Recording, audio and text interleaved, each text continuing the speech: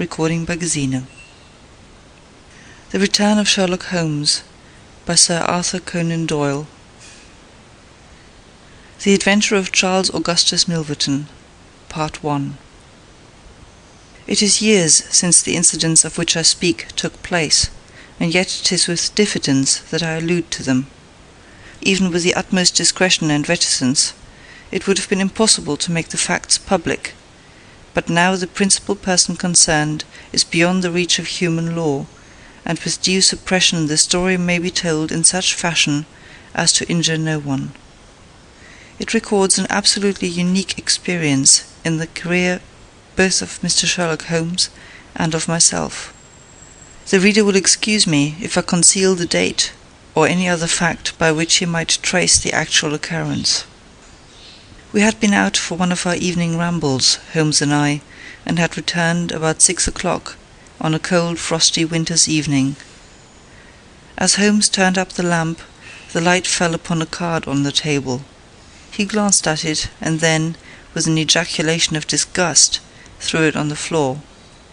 I picked it up and read, Charles Augustus Milverton, Appledore Towers, Hampstead, Agent.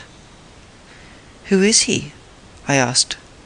"The worst man in London," Holmes answered, as he sat down and stretched his legs before the fire. "Is anything on the back of the card?" I turned it over.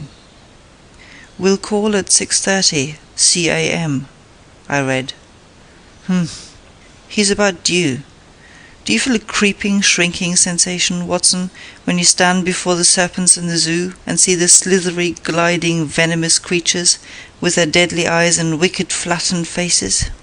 Well, that's how Milverton impresses me. I've had to do with 50 murderers in my career, but the worst of them never gave me the repulsion which I have for this fellow. And yet I can't get out of doing business with him. Indeed, he is here at my invitation." "But who is he?" "I'll tell you, Watson. He is the king of all the blackmailers. Heaven help the man, and still more the woman, whose secret and reputation come into the power of Milverton.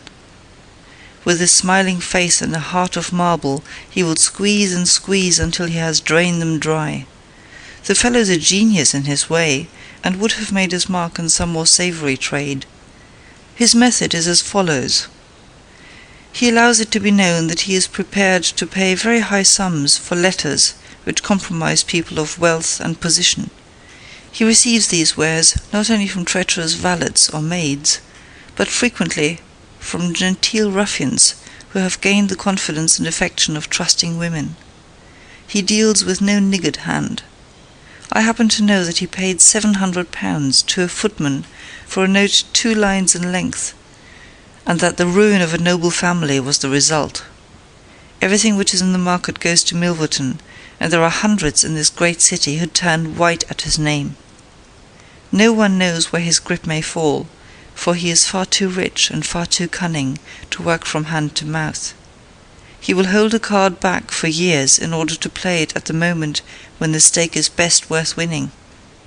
I have said that he is the worst man in London, and I would ask you, how could one compare the ruffian who in hot blood bludgeons his mate with this man who methodically and at his leisure tortures the soul and wrings the nerves in order to add to his already swollen money-bags? I had seldom heard my friend speak with such intensity of feeling. "But surely," said I, "the fellow must be within the grasp of the law." "Technically, no doubt, but practically not. What would it profit a woman, for example, to get him a few months' imprisonment if her own ruin must immediately follow? His victims dare not hit back. If ever he blackmailed an innocent person, then indeed we should have him, but he is as cunning as the evil one. No, we must find other ways to fight him." "And why is he here?" "Because an illustrious client has placed her piteous case in my hands. It is the Lady Eva Blackwell, the most beautiful debutante of last season. She is to be married in a fortnight to the Earl of Dovercourt. This fiend has several imprudent letters, imprudent, Watson, nothing worse, which were written to an impecunious young squire in the country. They would suffice to break off the match. Milverton will send the letters to the Earl unless a large sum of money is paid him. I have been commissioned to meet him and to make the best terms I can." At that instant there was a clatter and a rattle in the street below. Looking down, I saw a stately carriage and pair, the brilliant lamps gleaming on the glossy haunches of the noble chestnuts. A footman opened the door, and a small stout man in a shaggy astrakhan overcoat descended. A minute later he was in the room. Charles Augustus Milverton was a man of 50, with a large intellectual head, a round, plump, hairless face, a perpetual frozen smile, and 2 keen grey eyes which gleamed brightly from behind broad, gold-rimmed glasses. There was something of Mr. Pickwick's benevolence in his appearance, marred only by the insincerity of the fixed smile and by the hard glitter of those restless and penetrating eyes. His voice was as smooth and suave as his countenance, as he advanced with a plump little hand extended, murmuring his regret for having missed us at his first visit. Holmes disregarded the outstretched hand, and looked at him with a face of granite. Milverton's smile broadened. He shrugged his shoulders, removed his overcoat, folded it with great deliberation over the back of a chair, and then took a seat. "This gentleman?" said he, with a wave in my direction.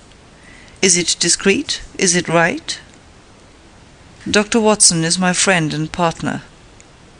"Very good, Mr. Holmes. It is only in our client's interests that I protested. The matter is so very delicate. Dr. Watson has already heard of it." "Then we can proceed to business. You say that you are acting for Lady Eva. Has she empowered you to accept my terms?" "What are your terms?"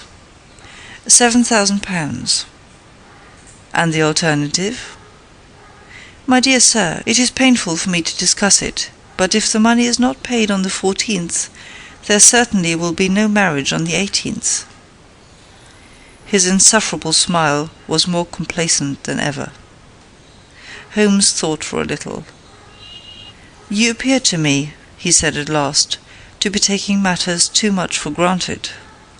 I am of course familiar with the contents of these letters. My client will certainly do what I may advise. I shall counsel her to tell her future husband the whole story, and to trust to his generosity." Milverton chuckled. "You evidently do not know the Earl," said he. From the baffled look upon Holmes's face, I could clearly see that he did. "What harm is there in the letters?" he asked. "They are sprightly, very sprightly," Milverton answered. "The lady was a charming correspondent, but I can assure you that the Earl of Dovercourt would fail to appreciate them. However, since you think otherwise, we will let it rest at that. It is purely a matter of business. If you think that it is in the best interests of your client that these letters should be placed in the hands of the Earl, then you would indeed be foolish to pay so large a sum of money to regain them." He rose and seized his astrakhan coat. Holmes was grey with anger and mortification. "Wait a little," he said. "You go too fast. We should certainly make every effort to avoid scandal in so delicate a matter." Milverton relapsed into his chair. "I was sure that you would see it in that light," he purred. "At the same time," Holmes continued, "Lady Eva is not a wealthy woman. I assure you that £2,000 would be a drain upon her resources, and that the sum you name is utterly beyond her power. I beg, therefore, that you will moderate your demands, and that you will return the letters at the price I indicate, which is, I assure you, the highest that you can get." Milverton's smile broadened, and his eyes twinkled humorously. "I am aware that what you say is true about the lady's resources," said he. "At the same time, you must admit that the occasion of a lady's marriage is a very suitable time for her friends and relatives to make some little effort upon her behalf.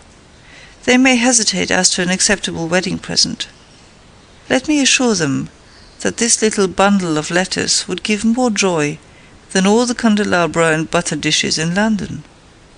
"It is impossible," said Holmes. Dear me, how unfortunate," cried Milverton, taking out a bulky pocket-book. "I cannot help thinking that ladies are ill-advised in not making an effort. Look at this." He held up a little note with the coat of arms upon the envelope. "That belongs to... well, perhaps it is hardly fair to tell the name until tomorrow morning, but at that time it will be in the hands of the lady's husband. And all because she will not find a beggarly sum which she could get by turning her diamonds into paste. It is such a pity.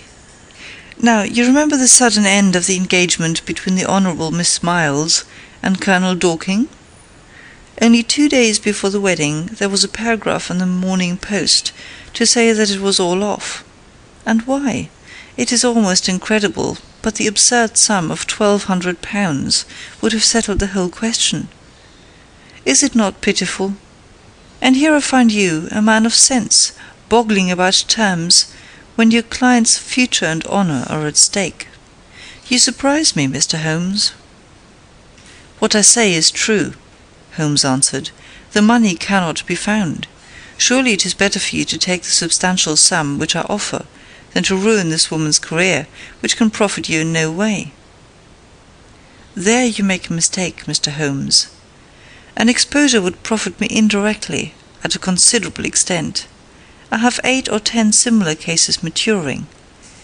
If it was circulated among them that I had made a severe example of the Lady Eva, I should find all of them much more open to reason. You see my point?" Holmes sprang from his chair. "Get behind him, Watson. Don't let him out. Now, sir, let us see the contents of that notebook." Milverton had glided as quick as a rat to the side of the room and stood with his back against the wall. Mr. Holmes," he said, turning the front of his coat and exhibiting the butt of a large revolver, which projected from the inside pocket. "I have been expecting you to do something original. This has been done so often, and what good has ever come from it?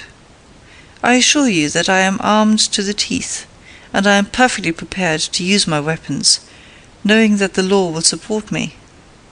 Besides, your supposition that I would bring the letters here in a notebook is entirely mistaken.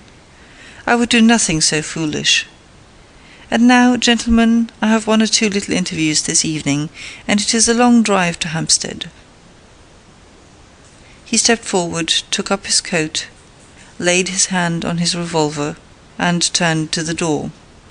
I picked up a chair, but Holmes shook his head, and I laid it down again. With a bow, a smile, and a twinkle, Milverton was out of the room, and a few minutes after we heard the slam of the carriage door and the rattle of the wheels as he drove away. Holmes sat motionless by the fire, his hands buried deep in his trouser pockets, his chin sunk upon his breast, his eyes fixed upon the glowing embers. For half an hour he was silent and still. Then, with the gesture of a man who has taken his decision, he sprang to his feet and passed into his bedroom. A little later a rakish young workman, with a goatee beard and a swagger, lit his clay pipe at the lamp before descending into the street. "I'll be back some time, Watson," said he, and vanished into the night. I understood that he had opened his campaign against Charles Augustus Milverton, but I little dreamed the strange shape which that campaign was destined to take. For some days Holmes came and went at all hours in his attire, but beyond a remark that his time was spent at Hampstead, and that it was not wasted, I knew nothing of what he was doing. At last, however, on a wild, tempestuous evening, when the wind screamed and rattled against the windows, he returned from his last expedition, and having removed his disguise, he sat before the fire and laughed heartily in his silent inward fashion. "You would not call me a marrying man, Watson?" "No, indeed." "You'll be interested to hear that I'm engaged." "My dear fellow, I congrat to Milverton's housemaid." Good heavens, Holmes! I wanted information, Watson. Surely you have gone too far. It was a most necessary step. I am a plumber with a rising business, Escott by name. I have walked out with her each evening, and I have talked with her. Good heavens, those talks! However, I have got all I wanted. I know Milverton's house as I know the palm of my hand. But the girl, Holmes? He shrugged his shoulders. You can't help it, my dear Watson. You must play your cards as best you can when such a stake is on the table. However, I rejoice to say that I have a hated rival who will certainly cut me out the instant my back is turned. What a splendid night it is! You like this weather? It suits my purpose. Watson, I mean to burgle Milverton's house tonight. I had a catching of the breath, and my skin went cold at the words, which were slowly uttered in a tone of concentrated resolution.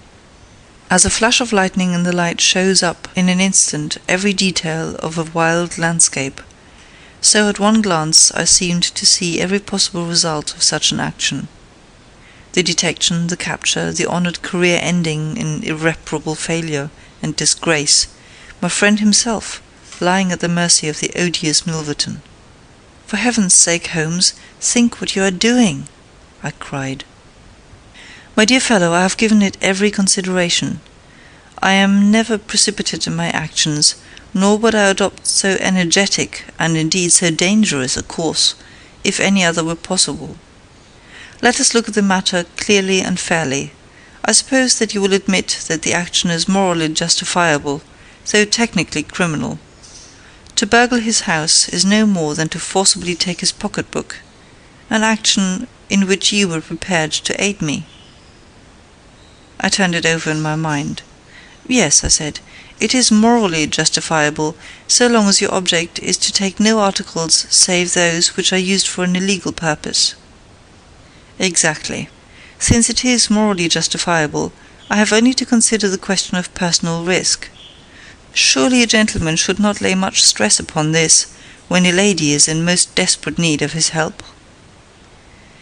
You will be in such a false position. Well, that is part of the risk. There is no other possible way of regaining these letters. The unfortunate lady has not the money, and there are none of her people in whom she could confide. Tomorrow is the last day of grace, and unless we can get the letters tonight, this villain will be as good as his word, and will bring about her ruin. I must therefore abandon my client to her fate, or I must play this last card. Between ourselves, Watson, it's a sporting duel between this fellow Milverton and me. He had, as you saw, the best of the first exchanges, but my self-respect and my reputation are concerned to fight it to a finish. Well, I don't like it, but I suppose it must be, said I. When do we start? You are not coming. Then you are not going, said I. I give you my word of honour, and I never broke it in my life, that I will take a cab straight to the police station and give you away, unless you let me share this adventure with you. You can't help me. How do you know that? You can't tell what may happen. Anyway, my resolution is taken. Other people besides you have self-respect, and even reputations. Holmes had looked annoyed, but his brow cleared, and he clapped me on the shoulder. Well, well, my dear fellow, be it so. We have shared this same room for some years, and it would be amusing if we ended by sharing the same cell. You know, Watson, I don't mind confessing to you that I have always had an idea that I would have made a highly efficient criminal. This is the chance of my lifetime in that direction. See here. He took a neat little leather case out of a drawer, and opening it, he exhibited a number of shining instruments. This is a first-class, up-to-date burgling kit, with nickel-plated jemmy, diamond-tipped glass cutter, adaptable keys, and every modern improvement which the march of civilization demands. Here, too, is my dark lantern. Everything is in order. Have you a pair of silent shoes? I have rubber-soled tennis shoes. Excellent. And a mask? I can make a couple out of black silk. I can see that you have a strong natural turn for this sort of thing. Very good. Do you make the masks. We shall have some cold supper before we start. It is now 9:30. At 11 we shall drive as far as Church Row. It is a quarter of an hour's walk from there to Appledore Towers. We shall be at work before midnight. Milverton is a heavy sleeper, and retires punctually at 10:30. With any luck we should be back here by 2, with the Lady Eva's letters in my pocket. Holmes and I put on our dress clothes, so that we might appear to be 2 theatre-goers homeward bound. In Oxford Street we picked up a hansom and drove to an address in Hampstead. Here we paid off our cab, and with our greatcoats buttoned up, for it was bitterly cold, and the wind seemed to blow through us, we walked along the edge of the heath. "It's a business that needs delicate treatment," said Holmes. "These documents are contained in a safe in the fellow's study, and the study is the ante-room of his bedchamber. On the other hand, like all these stout little men who do themselves well, he is a plethoric sleeper.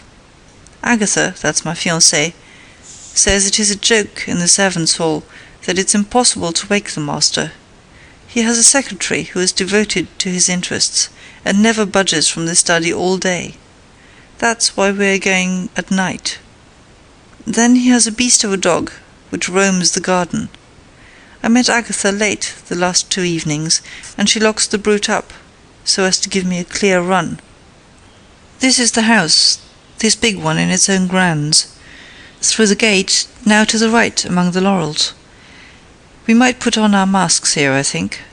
You see, there is not a glimmer of light in any of the windows, and everything is working splendidly. With our black silk face coverings, which turned us into 2 of the most truculent figures in London, we stole up to the silent, gloomy house. A sort of tiled veranda extended along one side of it, lined by several windows and 2 doors. "That's his bedroom," Holmes whispered. "This door opens straight into the study. It would suit us best, but it is bolted as well as locked, and we should make too much noise getting in. Come round here. There's a greenhouse which opens into the drawing-room."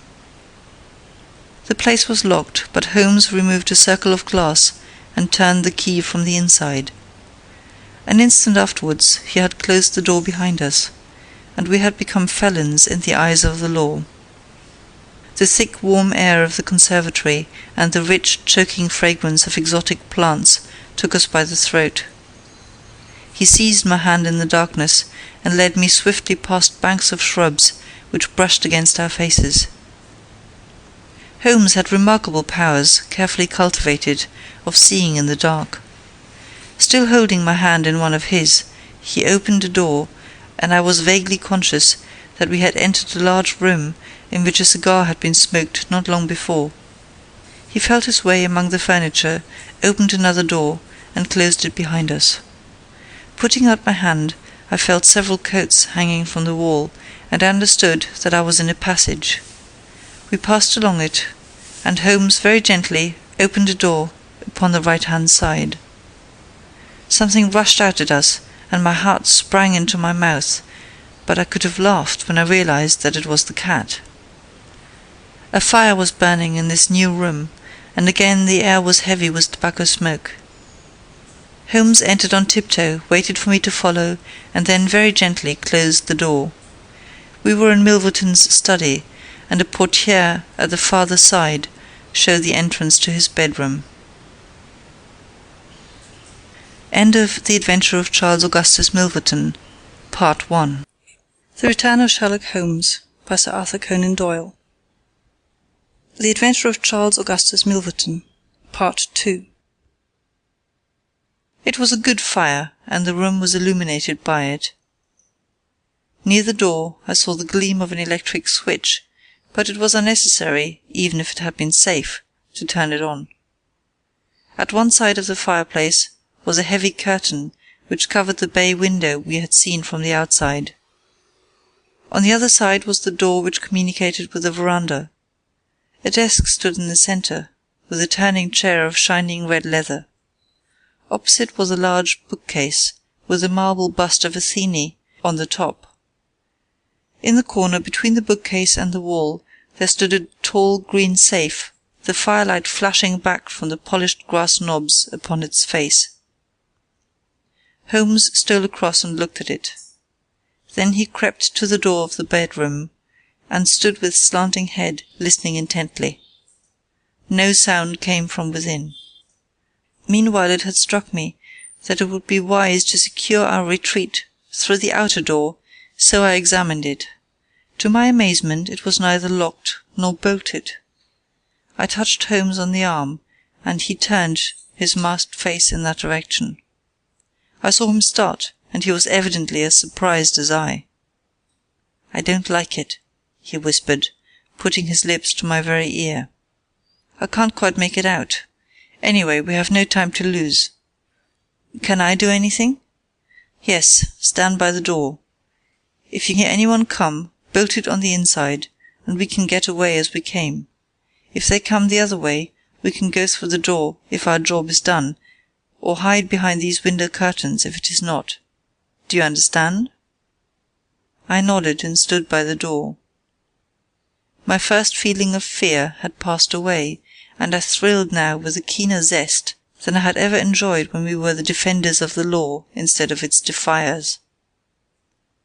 The high object of our mission, the consciousness that it was unselfish and chivalrous, the villainous character of our opponent, all added to the sporting interest of the adventure. Far from feeling guilty, I rejoiced and exulted in our dangers. With a glow of admiration, I watched Holmes unrolling his case of instruments and choosing his tool with the calm scientific accuracy of a surgeon who performs a delicate operation. I knew that the opening of safes was a particular hobby with him, and I understood the joy which it gave him to be confronted with this green and gold monster, the dragon which held in its maw the reputations of many fair ladies. Turning up the cuffs of his dress coat, he had placed his overcoat on a chair. Holmes laid out 2 drills, a jemmy, and several skeleton keys. I stood at the centre door, with my eyes glancing at each of the others, ready for an emergency, though indeed my plans were somewhat vague as to what I should do if we were interrupted. For half an hour Holmes worked with concentrated energy, laying down one tool, picking up another, handling each with the strength and delicacy of the trained mechanic. Finally I heard a click, the broad green door swung open, and inside I had a glimpse of a number of paper packets, each tied, sealed, and inscribed. Holmes picked one out, but it was hard to read by the flickering fire, and he drew out his little dark lantern, for it was too dangerous with Milverton in the next room to switch on the electric light. Suddenly I saw him halt, listen intently, and then in an instant he had swung the door of the safe to, picked up his coat, stuffed his tools into the pockets, and darted behind the window curtain, motioning me to do the same.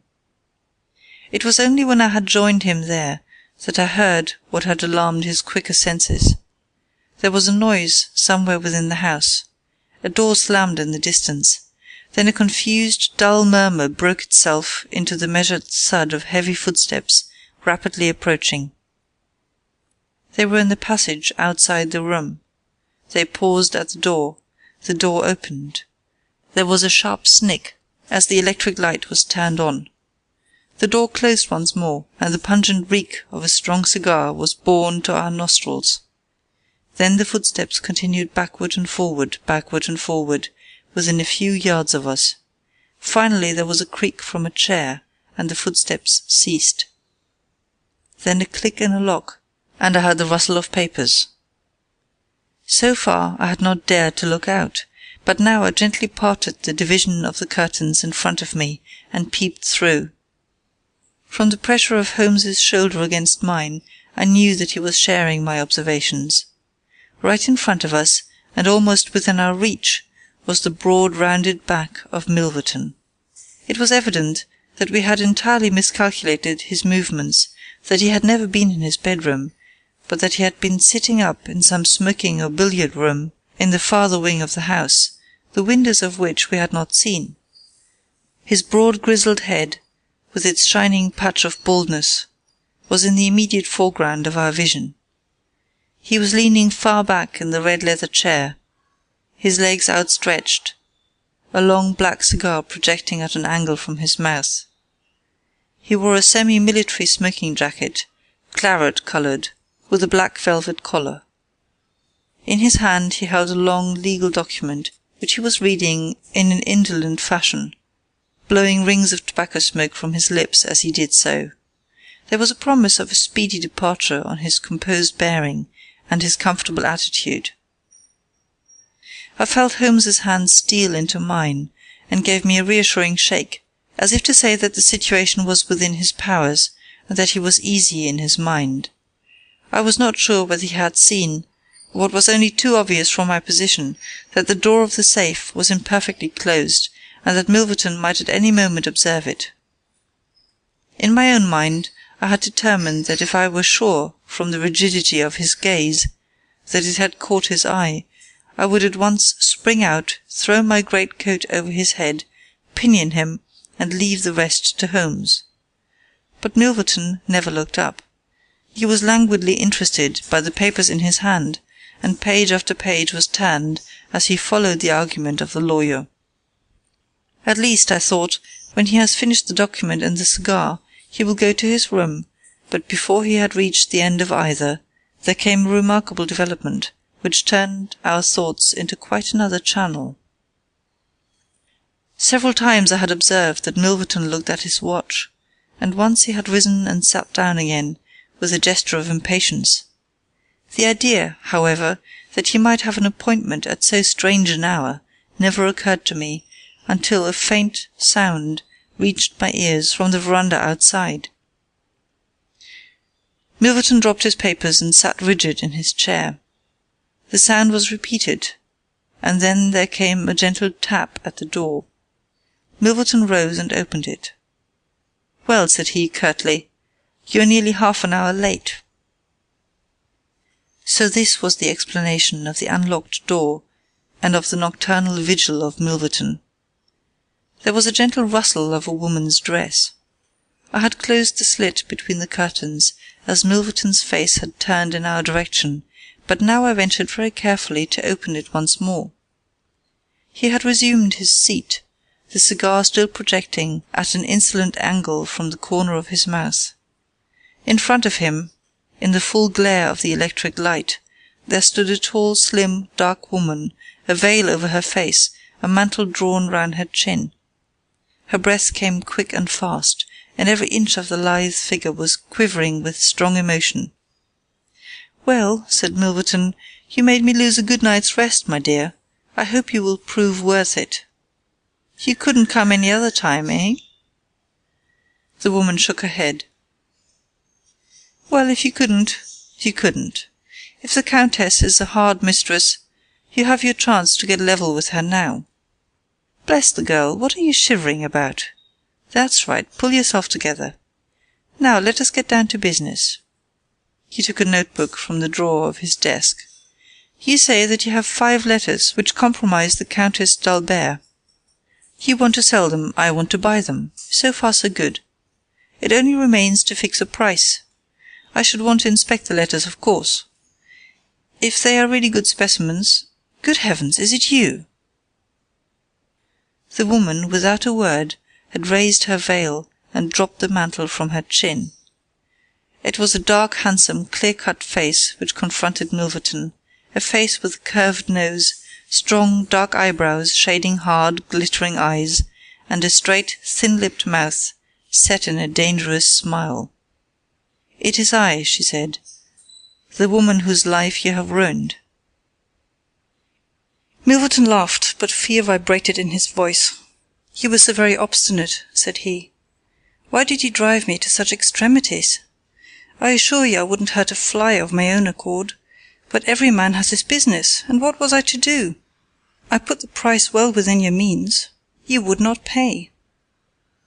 So you sent the letters to my husband, and he, the noblest gentleman that ever lived, a man whose boots I was never worthy to lace, he broke his gallant heart and died.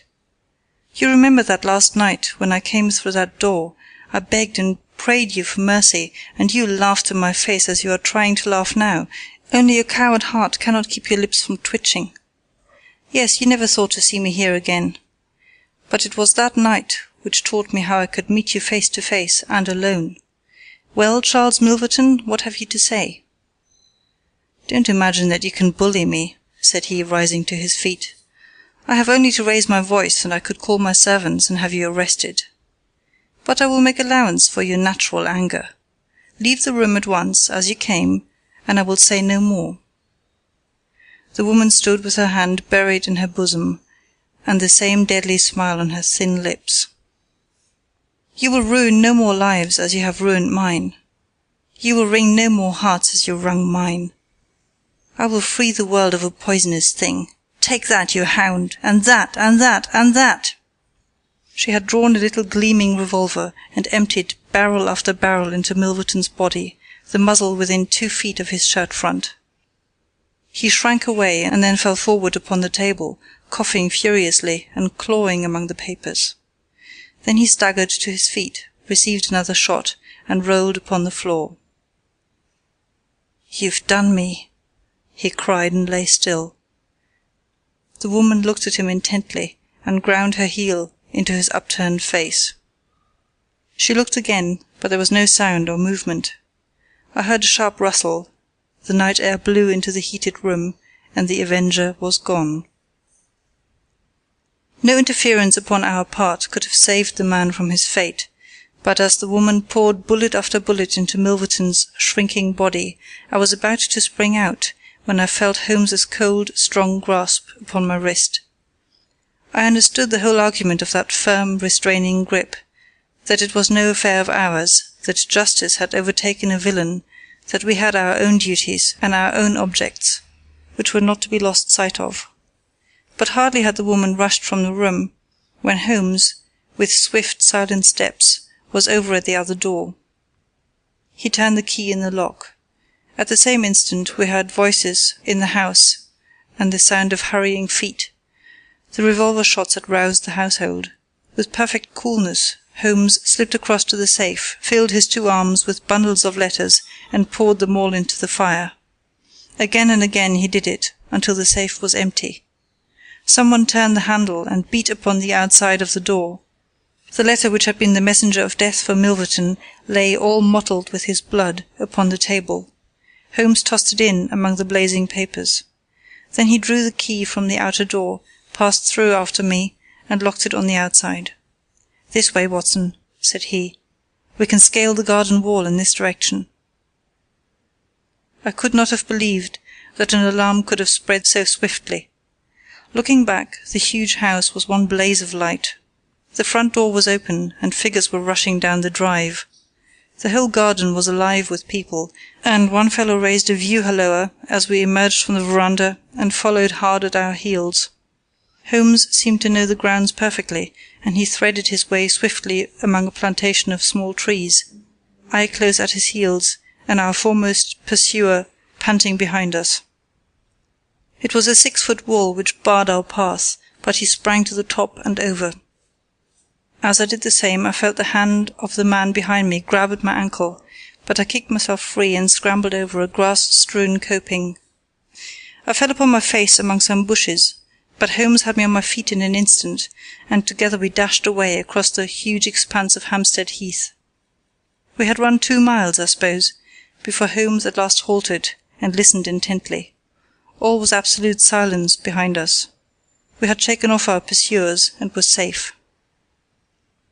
We had breakfasted and were smoking our morning pipe on the day after the remarkable experience which I have recorded, when Mr. Lestrade, of Scotland Yard, very solemn and impressive, was ushered into our modest sitting-room. "Good morning, Mr. Holmes," said he. "Good morning. May I ask if you are very busy just now?" "Not too busy to listen to you." "I thought that, perhaps, if you had nothing particular on hand, you might care to assist us in a most remarkable case, which occurred only last night at Hampstead." "Dear me," said Holmes, "what was that?" "A murder, a most dramatic and remarkable murder. I know how keen you are upon these things, and I would take it as a great favour if you would step down to Appledore Towers and give us the benefit of your advice. It is no ordinary crime. We have had our eyes upon this Mr. Milverton for some time, and, between ourselves, he was a bit of a villain. He is known to have held papers which he used for blackmailing purposes. These papers have all been burned by the murderers. No article of value was taken, as it is probable that the criminals were men of good position, whose sole object was to prevent social exposure. "Criminals?" said Holmes. "Plural?" "Yes, there were 2 of them. They were as nearly as possible captured red-handed. We have their footmarks, we have their description, it's 10 to 1 that we trace them. The first fellow was a bit too active, but the second was caught by the under-gardener and only got away after a struggle. He was a middle-sized, strongly built man, square jaw, thick neck, moustache, a mask over his eyes." "That's rather vague," said Sherlock Holmes. "Why, it might be a description of Watson."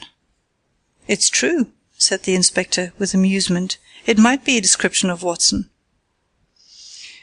"Well, I'm afraid I can't help you, Lestrade," said Holmes.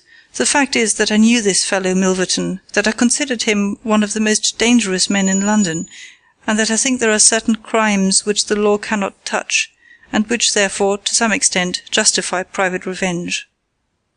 No, it's no use arguing. I have made up my mind. My sympathies are with the criminals rather than with the victim, and I will not handle this case." Holmes had not said one word to me about the tragedy which we had witnessed, but I observed all the morning that he was in his most thoughtful mood, and he gave me the impression, from his vacant eyes and his abstracted manner, of a man who is striving to recall something to his memory. We were in the middle of our lunch when he suddenly sprang to his feet. "By Jove, Watson, I've got it!" he cried. "Take your hat, come with me." He hurried at his top speed down Baker Street and along Oxford Street, until we had almost reached Regent Circus.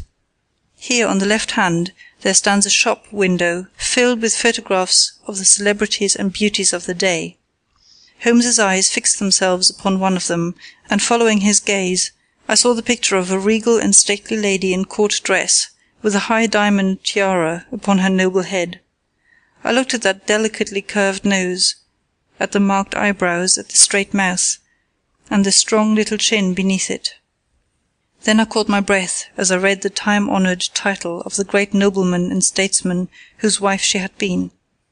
My eyes met those of Holmes, and he put his finger to his lips as we turned away from the window. End of The Adventure of Charles Augustus Milverton.